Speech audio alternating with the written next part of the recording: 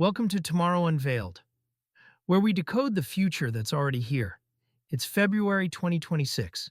Hundreds of millions of people are gathered around their screens. They're tuning in to one of the most watched television broadcasts on the planet, China's Spring Festival Gala. And they're about to witness something that'll reshape how the entire world thinks about robots. Backflips, synchronized kung fu routines with actual martial artists standing just feet away. Swords swinging, nunchucks spinning, all of it live, all of it flawless, and all of it performed by humanoid robots from Chinese companies most of the Western world has never heard of. The internet explodes. Within hours, clips are circulating globally. Comparisons to last year's performance flood social media. And the consensus is clear. Something fundamental has shifted. These aren't the stumbling, awkward machines from a year ago. These are fluid, capable, almost graceful. But here's what most people miss when they watch that footage. It's not really about the robots. It's about something much, much bigger.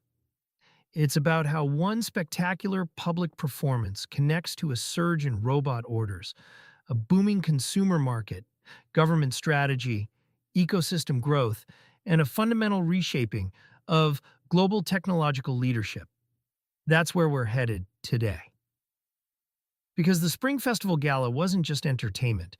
It was a masterclass in how technology, culture, marketing, and industrial policy converge to shape the future. Let's start with what actually happened on that stage. Unitree Robotics, a startup founded in 2016, put humanoid robots through a performance that would have seemed impossible just 12 months earlier. We're talking about movements that require real-time balance correction, sophisticated sensor feedback, and coordinated control across dozens of joints simultaneously. But Unitree wasn't alone. Magic Lab, Agibot, and Robotics all had separate segments throughout the broadcast. And then there's Agibot, which took things to another level entirely. They staged something called Agibot Night, a full one-hour televised event featuring more than 200 humanoid robots performing synchronized routines, martial arts, dance, even comedy sketches with timing and interaction. 200 robots, on stage, live, for 60 minutes straight. Think about that for a second. That's not a lab demo where engineers can pause the machines and make adjustments. That's not a controlled environment where failure gets swept under the rug. That's broadcast television. Millions of viewers, global attention, nowhere to hide. And the robots didn't just perform basic movements. They executed backflips. The first continuous freestyle table vaulting parkour. They achieved aerial flips reaching nearly 10 feet in height. They performed two-step wall-assisted backflips.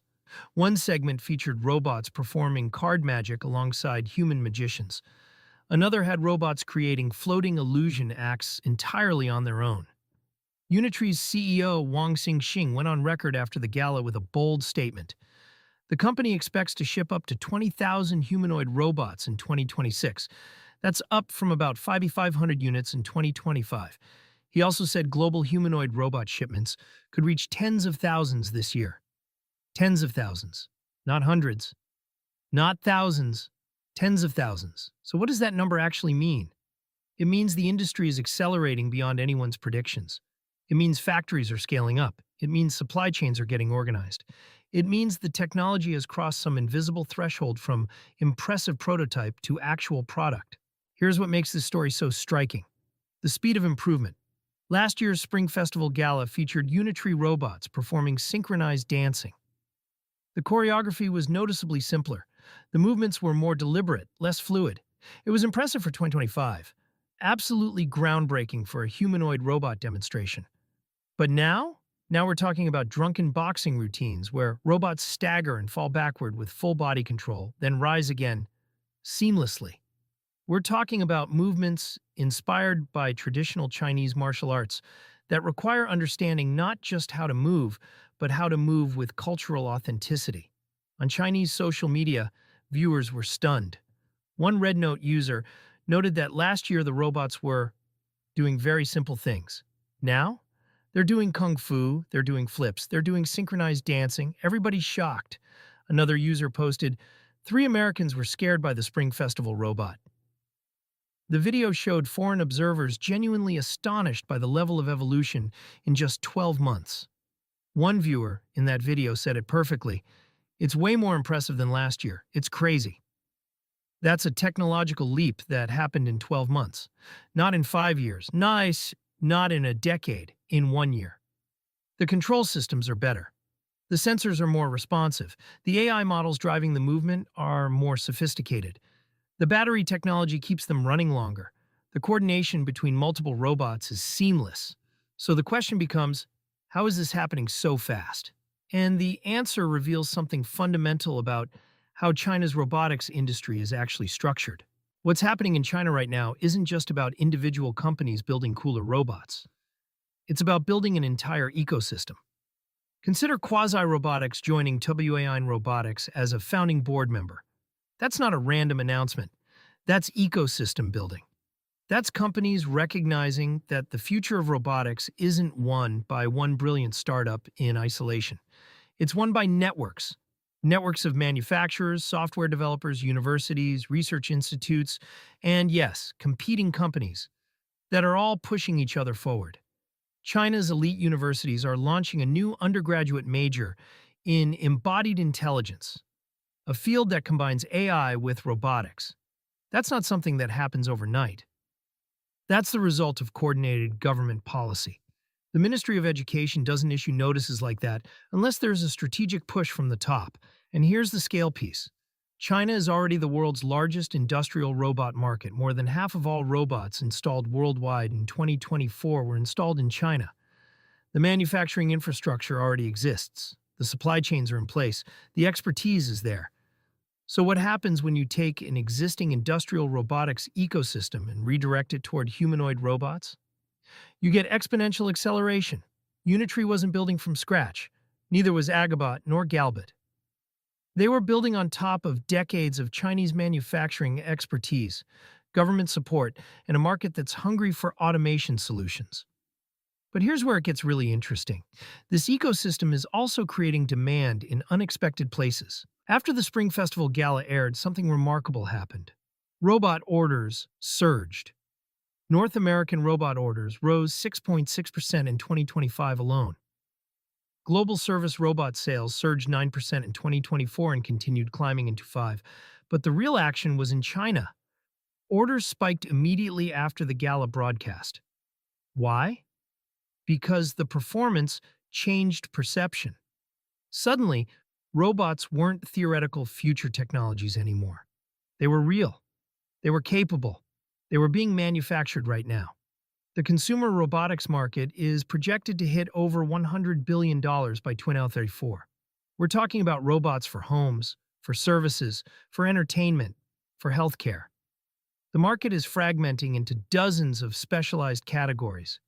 Humanoid robots specifically are driving billions in component sales. We're talking about specialized rod ends, actuators, sensors, all the mechanical parts that make these machines work. One estimate suggests humanoid robots alone will drive billions in component sales over the next decade. But here's the thing that most people don't realize. The gala didn't just sell robots. It sold the idea that robots are coming. And when people believe the future is arriving, they start preparing for it. Companies are investing in robotics infrastructure. Universities are launching programs. Venture capital is flowing. And crucially, and this is where the cultural element matters, people are becoming comfortable with the idea of robots in their lives. That comfort is being built through cultural integration, not through technical specifications or industry white papers. It's being built through performance, through entertainment, through seeing robots as part of the cultural fabric. Here's something that Western roboticists sometimes miss. Cultural context matters enormously. Research on public acceptance of social robots shows something clear. Robots performing tasks in culturally resonant ways are accepted faster and more broadly than robots doing identical tasks in culturally neutral ways. China's Spring Festival Gala was culturally resonant. Kung Fu isn't just martial arts in Chinese culture. It's history, philosophy, tradition. By having robots perform Kung Fu, China's robotics companies weren't just showing off technical capability. They were saying something deeper. These robots are for us. They're integrated into our culture. They're not foreign technology imposing on our way of life. That's brilliant strategy. It's also brilliant marketing. But it's something deeper than that. It's about building a narrative where robotics isn't a Western import, but a Chinese innovation that honors Chinese traditions. Studies on cross-cultural attitudes toward robots show that comfort levels vary dramatically based on cultural background. But there's one factor that consistently increases acceptance: when robots are presented in culturally meaningful contexts. The gala did exactly that. It showed robots participating in Chinese cultural celebrations. It showed them performing traditional martial arts. It integrated them into the Spring Festival, one of the most important cultural moments in the Chinese calendar. And that integration is working. Public acceptance in China is rising. More people see robots as inevitable, as potentially beneficial, as part of the future they're building together. That cultural comfort translates to market demand. People who are comfortable with robots are more likely to buy them, to work alongside them, to integrate them into their daily lives. So, when you combine technical capability with cultural integration, you get something powerful: acceptance at scale. Now, let's talk about what's actually driving all of this. Because the galas and the performances, while impressive, are just the public face of something much larger. China has a long-term robotics strategy. It's not secret. It's been published in government documents and discussed openly by policymakers. The goal is clear: China will lead the global robotics revolution. That's not hyperbole, it's stated policy. And the way you achieve that goal is through coordinated investment across multiple levels: universities, government research institutes, private companies, venture capital, manufacturing infrastructure. You launch new academic programs in embodied intelligence. You encourage companies to innovate. You make sure the supply chains are robust. You create markets for the products. And yes, you stage spectacular performances that capture global attention and reshape perception. Nearly 90% of all humanoid robots sold globally in 25 were Chinese. 6 of the highest-selling companies in the sector are from China. That's not accidental. That's the result of deliberate strategy executed across years. Meanwhile, other countries are scrambling to respond. The United States is looking at robotics policy. Europe is investing in robotics innovation. But none of them started from the same position China did: an existing industrial robotics ecosystem, government coordination, and massive domestic demand. The honest answer about whether the West can catch up? It's complicated. The technology itself isn't impossible to replicate, but the ecosystem, the scale, the coordination, the market momentum, that's much harder to recreate once someone else has already built it. And here's what makes it even more challenging. By staging these performances, by building public acceptance, by creating demand, China is accelerating its own timeline. The more robots that get manufactured, the more data gets collected. The more data collected, the better the AI models become. The better the models, the faster the innovation. It's a virtuous cycle, and it's accelerating. So let's take stock of where we actually are in this moment. We've got robots performing complex acrobatic routines on live television. We've got companies shipping thousands of units. We've got a consumer market worth hundreds of billions of dollars projected over the next decade.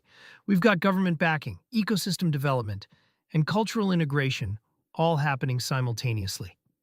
But, and this is important, we're also at a moment where the real limitations are becoming clear.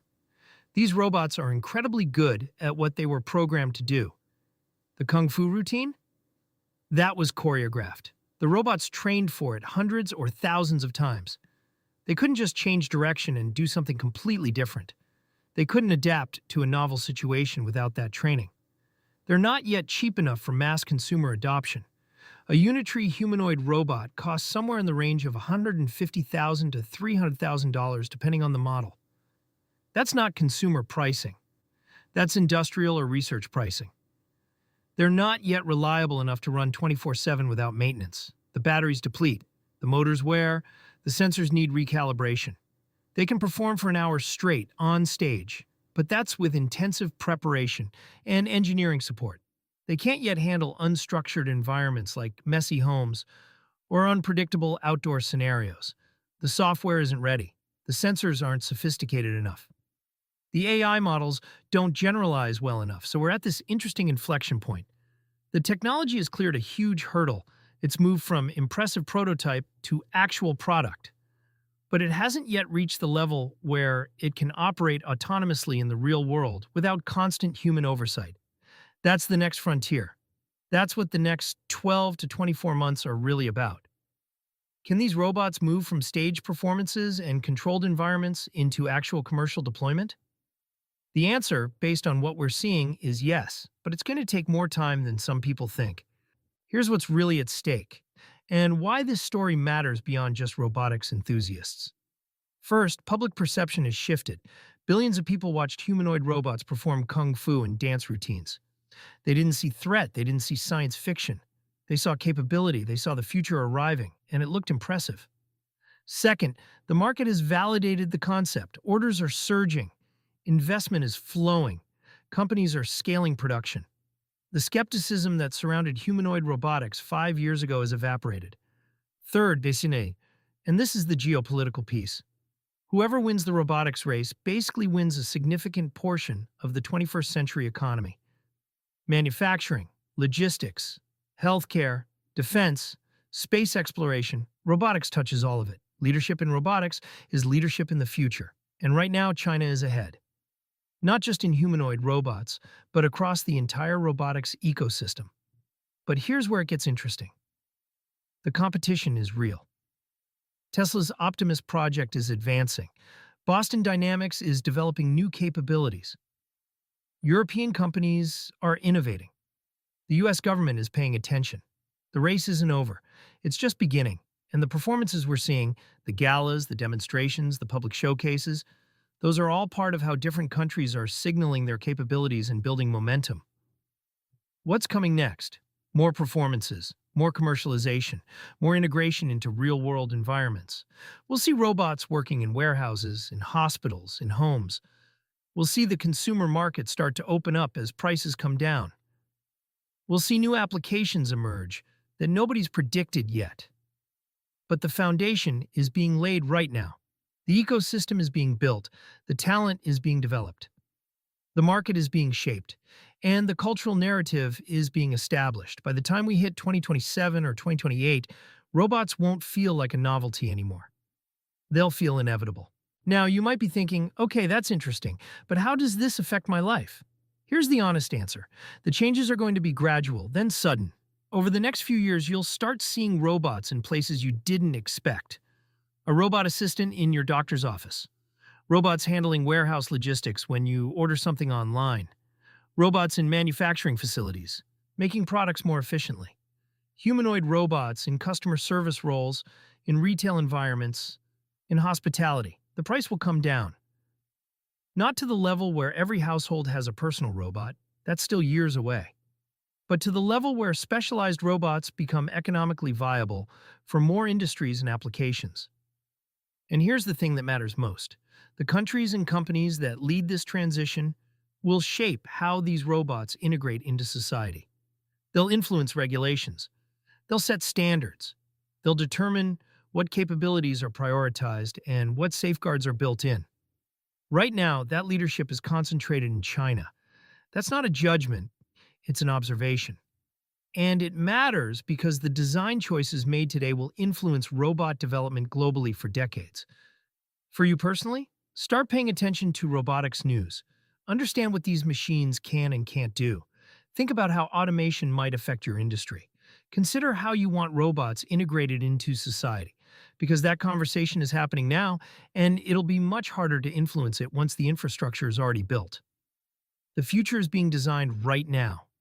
And it's being designed in laboratories, and on stages, and in corporate boardrooms. The Spring Festival Gala wasn't just entertainment. It was a window into how that future is being shaped. Hey, real quick, if you're enjoying this exploration of where technology is heading, do me a favor and hit that subscribe button. And turn on notifications so you don't miss the next episode. We're diving deep into stories that most people are still sleeping on. Oh, and if you're watching on your phone, there's a hype button right below the video. Smashing that really helps channels like ours get discovered. Why does it matter that robots performed kung fu at a Chinese television gala? By now, the answer should be crystal clear. It matters because it signals a capability threshold. These robots aren't lab prototypes anymore. They're manufactured products being deployed at scale. It matters because it reflects a broader strategy. China isn't just building robots. It's building an entire ecosystem designed to support continued innovation and rapid commercialization. It matters because it's reshaping public perception. When billions of people see robots perform complex, culturally resonant tasks, they stop seeing robotics as a distant future technology. They start seeing it as inevitable. It matters because it's driving market demand. Orders are surging, investment is flowing, supply chains are scaling, the momentum is real, and it matters because it's part of a larger competition for technological leadership that'll define the next few decades. The robots performing on that stage weren't just showing off. They were announcing that the future has arrived, and whoever builds it first, whoever shapes it thoughtfully, whoever integrates it successfully into society, they're the ones who'll lead the 21st century. China is making that announcement loud and clear. The rest of the world is watching, and the race is on. Thanks for spending this time thinking about where we're headed. The future isn't something that happens to us. It's something we build together.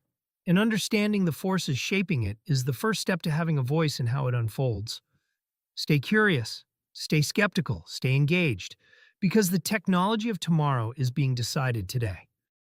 Let the future be your guide with all the